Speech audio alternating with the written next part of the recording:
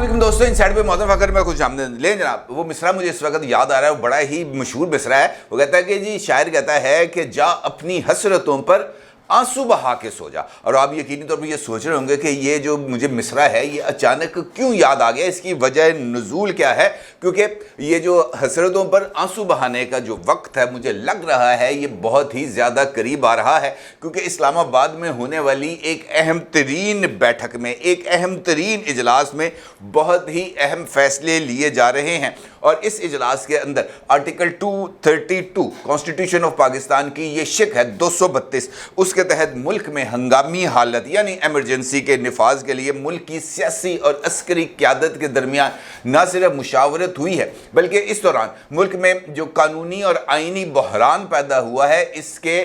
जो कॉन्सिक्वेंसेस हैं इसके ऊपर भी बहुत ही तफसील के साथ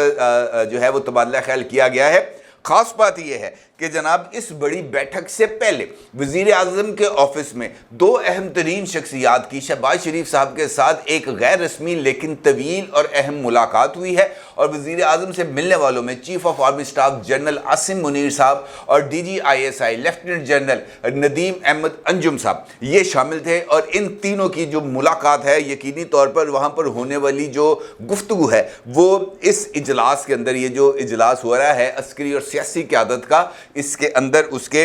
जो इफ़ेक्ट्स हैं वो हमें नज़र आएंगे। क्योंकि सिचुएशन इस वक्त बहुत ही ज़्यादा जो है वो इस बात का तकाजा कर रही है कि जनाब अब ठोस सिमत के अंदर ठोस तरह के इक़दामात लेना इम्पॉर्टेंट है। क्योंकि अगर इस इजलास के बारे में ये जो मेरी राय है ये गलत होती तो फिर पाकिस्तान तहरीक इंसाफ से ताल्लुक़ रखने वाले बड़े ही जय्यद किस्म के जो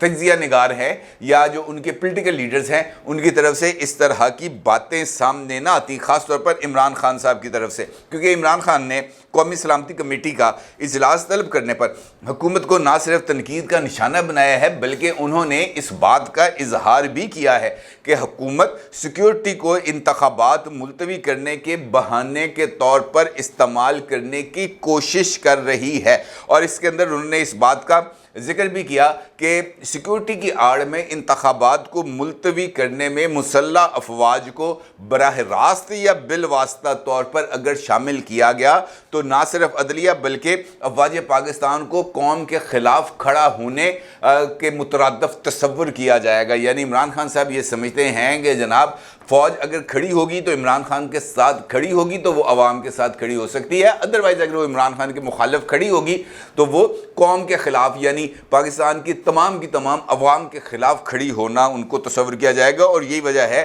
कि इमरान खान साहब जब से इक़्तिदार से निकाले गए हैं पिछले साल अप्रैल से, अब तो उनके इक़्तिदार से बेदखली की जो बरसी है वो भी आने वाली है 9 अप्रैल, कुछ अब ज़्यादा दूर नहीं रह गई। तो इस दौरान, इस एक साल के दौरान इमरान खान साहब ने हमेशा इसी बात का जिक्र किया है कि अफवाज पाकिस्तान ने इमरान खान से दूरी इख्तियार करके इनफैक्ट पाकिस्तानी अवाम के सामने आकर खड़े होने का एक गलत फ़ैसला किया है। दूसरी जानिब पाकिस्तान तहरीक इंसाफ से ही ताल्लुक़ रखने वाली एक और शख्सियत फवाद चौधरी साहब ने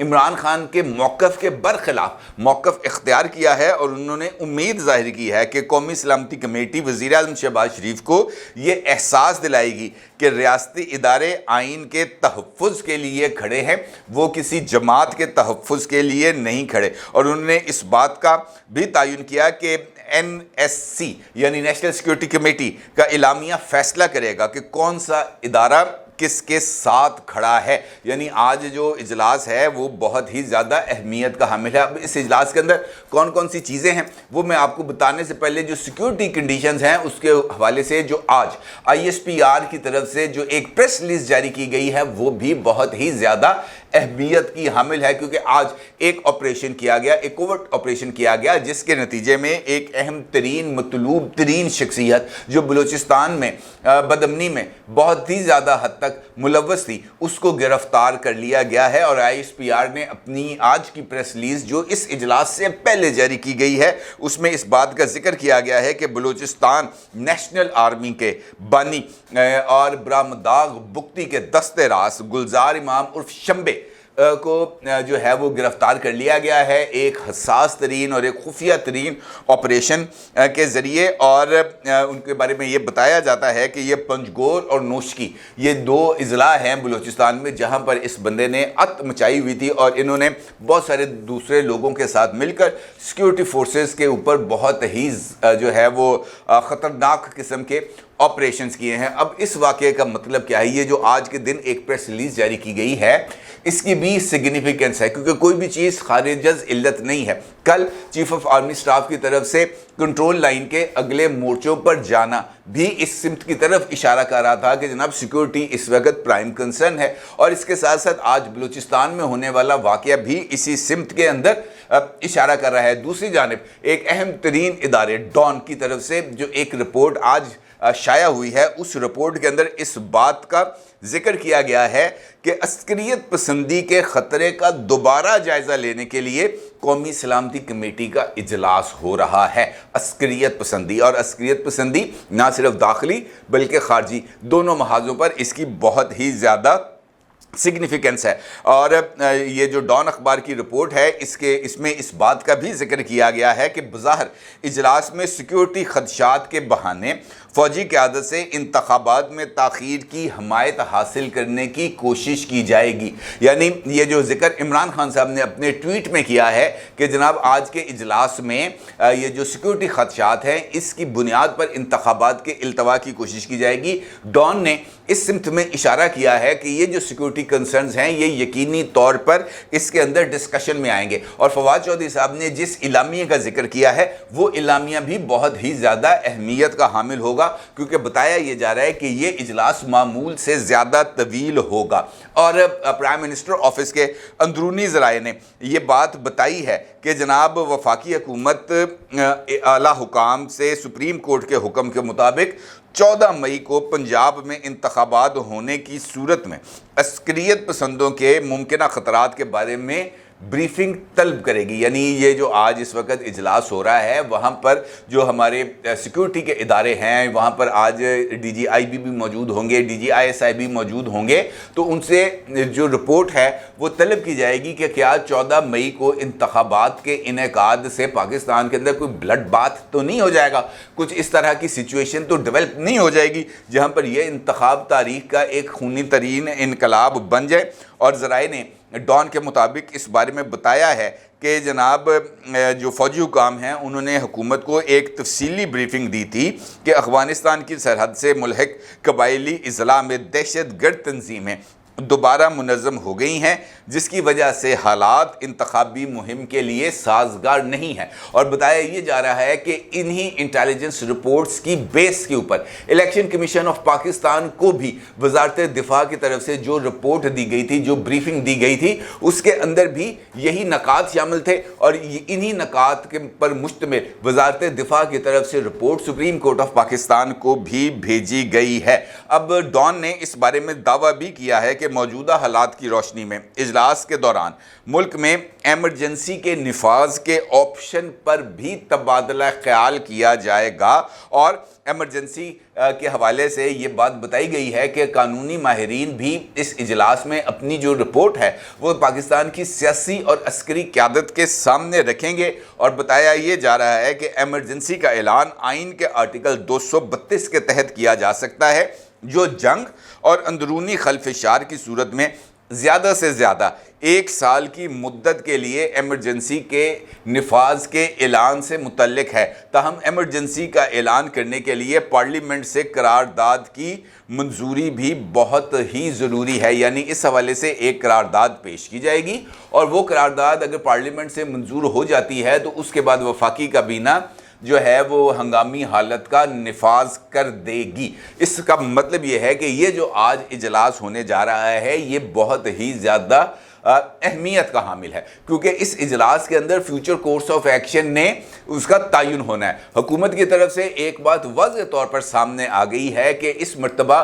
حکومت نے سپریم کورٹ کے سامنے نہیں کھڑے ہونا، بلکہ پاکستان کی پارلیمنٹ نے سپریم کورٹ کو جواب دینا ہے، اور 2 قراردادیں اس حوالے سے پاکستان کی پارلیمنٹ نے منظور کی ہیں۔ پہلی قرارداد جس کو سپریم کورٹ آف پاکستان کی طرف سے بالکل بھی توجہ نہیں دی گئی، وہ اس 3 رکنی بینچ کی بجائے ایک फुल कोर्ट की तश्कील के हवाले से थी और उस करारदाद में सुप्रीम कोर्ट ऑफ पाकिस्तान से इस बारे में मुतालबा किया गया था कि जनाब ये जो इंतखाबात के इल्तवा के हवाले से इलेक्शन कमीशन ऑफ पाकिस्तान का फैसला है, इसकी समाअत 3 रुकनी बेंच की बजाय फुल कोर्ट करे, ताकि इसको जिसे हम कह सकते हैं कि मुकम्मल तौर पर इत्तफाक राय हासिल हो जाए। और वफाकी हुकूमत और पार्लियामेंट ने इस पर यकीन दहानी कराई थी कि जो फुल कोर्ट का फैसला होगा उस पर लेटर एंड स्पिरिट पर अमल दरामद किया जाएगा। लेकिन मौजूद chief justice of Pakistan mister justice Umar Ata Bandial साहब की तरफ से जो है वो फुल कोर्ट की जो इस्तदा है उसको एक मरतबा फिर रद्द कर दिया गया था। और इसी दौरान पार्लियामेंट की तरफ से ये जो फैसला आया है 3 रुकनी बेंच का 14 मई को इंतखाबात कराने के हवाले से, उस पर भी एक करारदाद को मंजूर किया गया है और इस करारदाद में वफाकी हुकूमत को पाबंद किया गया है कि वो सुप्रीम कोर्ट के इस फैसले पर अमल दरामद ना करे। अब पार्लियामेंट की ये जो करारदाद है ये अपने अंदर ही बहुत ज़्यादा इंपॉर्टेंस की हामिल है, क्योंकि इसके नतीजे में बहुत से जो कार्रवाइयाँ हैं वो हो सकती हैं, जिसका इशारा पाकिस्तान तहरीके इंसाफ की तरफ से दिया गया। बाबर अवान साहब जो पाकिस्तान तहरीके इंसाफ में इस वक्त इमरान खान साहब के सबसे ज़्यादा करीबी जो कानों के अंदर जो पुट्टे सीधे मशवरे देने वालों में शामिल हैं, उनकी तरफ से एक बयान सामने आया है जिसमें उनकी तरफ से ये बात कही गई है कि जनाब ये जो करारदाद के मुहर्रिकीन हैं इनकी जो लिस्ट है वो हमने तलब की है और एक लीगल नोटिस भेजा है असम्बली के सेक्रेटेरिएट को कि जनाब इसकी डिटेल्स आप हमें भिजवाएं, ताकि इस करारदाद के मुहर्रिकीन के खिलाफ जो नाअहली के रेफरेंस है वो हम इलेक्शन कमीशन ऑफ पाकिस्तान के अंदर भेजेंगे। अब ये बात भी सबको मालूम है कि पार्लियामेंट के अंदर होने वाली किसी भी तकरीर को किसी भी बुनियाद के ऊपर, किसी भी फोरम, अदालती फोरम के ऊपर चैलेंज नहीं किया जा सकता और अदालत और पार्लियामेंट की मंजूर की गई करारदाद को भी चैलेंज नहीं किया जा सकता। तो इसका मतलब यह है कि ये सिर्फ शुका शाकी है, इसके अंदर कोई और जो डेवलपमेंट है वो होने वाली नहीं है। अलबत्ता जो दूसरा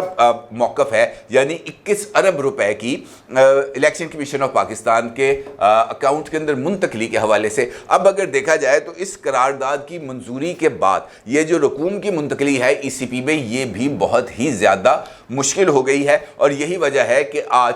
ये जो नेशनल सिक्योरिटी कमेटी की मीटिंग है उस मीटिंग के अंदर अस्करियत पसंदी के ख़तरात और उसके साथ साथ ये जो आर्टिकल 232 है इसके निफाज के ऊपर बातचीत की जाएगी। और इस बातचीत से पहले मैं आपको बार बार बता रहा हूँ कि ये जो 3 अहम तरीन शख्सियात का इजलास हुआ यानी शहबाज शरीफ साहब, जनरल आसिम मुनीर साहब और जनरल नदीम अंजुम साहब, ये मुलाकात भी जो है वो इसको आप बिल्कुल नज़रअंदाज नहीं कर सकते, क्योंकि यहाँ पर जो एजेंडा सेटिंग की गई होगी उसी चीज़ ने आगे बढ़ना है और उसके बाद इसी इजलास के अंदर उन्हीं नकात को लेकर आगे बढ़ा जाएगा। अब इसका मतलब ये है कि इंतखाबात के हवाले से रियासत पाकिस्तान ने आज फैसला करना है,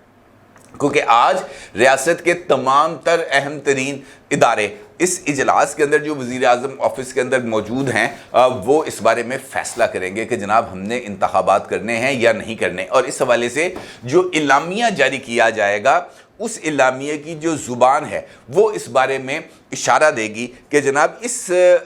सिलसिले ने कहाँ जाके रुकना है। क्योंकि अगर फवाद चौधरी साहब ये बात कर रहे हैं कि जनाब ये जो इलामिया है ये फ़ैसला करेगा कि कौन सा इदारा किसके साथ खड़ा है, तो इसका मतलब ये है कि इस वक्त पाकिस्तान तहरीके इंसाफ की लीडरशिप इस इलामिया का बेसब्री से इंतज़ार कर रही है, क्योंकि उसके नतीजे में उनको इस बात का अंदाज़ा होगा कि जनाब ये जो हसरतों पर आंसू बहाने का वक्त आ गया है या शादियाने बजाने का वक्त है, क्योंकि इसी इजलास के अंदर इसी हवाले से फैसला होगा। अपनी राय का ज़रूर इजहार कीजिएगा। आपका बहुत शुक्रिया। अल्लाह हाफ़िज़।